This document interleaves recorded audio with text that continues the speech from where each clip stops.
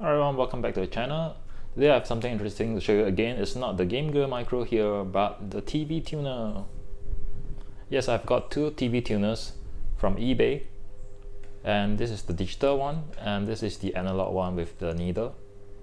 Unfortunately, the analog one with the needle is not working. Well, actually both are analog TV tuners. As you know, today we have digital DVB-T2, and these are all analog TV tuners, which by today's standard they can't do much because there isn't any transmission of analog TV.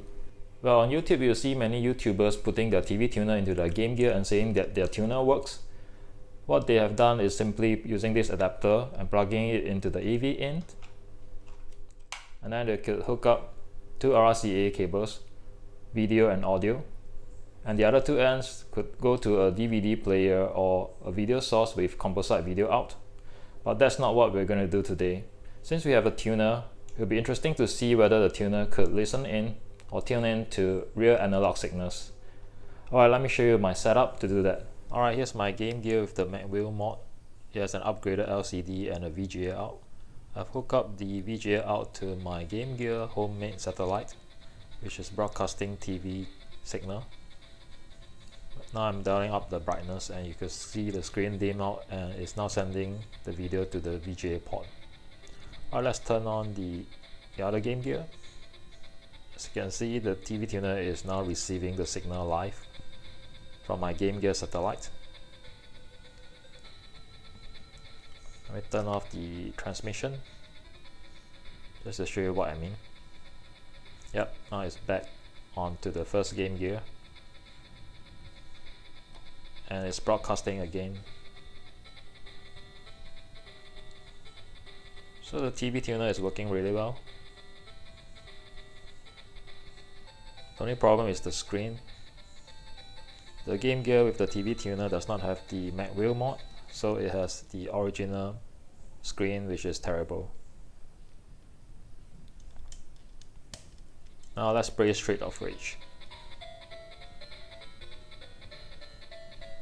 Let me select the female character. I forgot her name.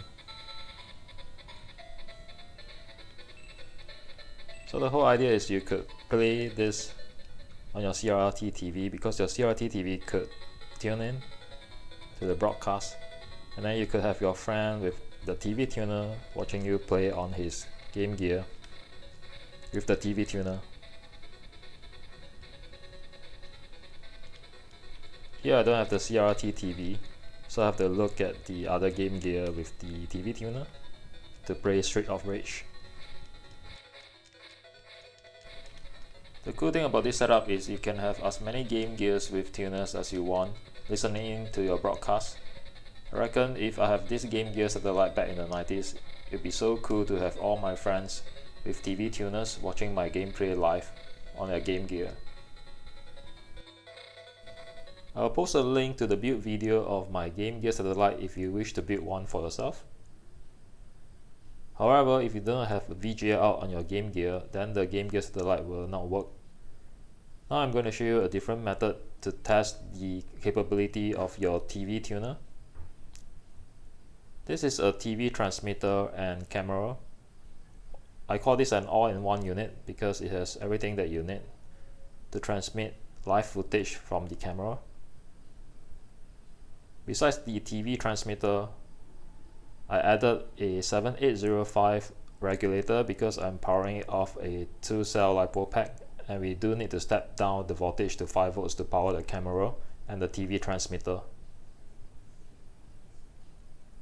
Now let me turn on the TV tuner to show you how it works. There you go. You can see the live footage. This works like a surveillance camera or a drone camera, so you could essentially use this as an FPV camera on your drone if you are flying FPV, or you could mount this on an RC car to do FPV drive, which would be really cool. Now that's how you should test your Game Gear TV tuner if you're planning to get one for a collection. In terms of real world application, there isn't really much use for it, but you could still fly FPV using your TV tuner on the UHF frequency like I've demonstrated just now with that camera and UHF TV transmitter. Otherwise, it's quite cool to pick up a tuner from eBay and add them to your collection if you're a Game Gear enthusiast like me. That's all I have for this video. I hope you enjoy the content, and I will see you next time.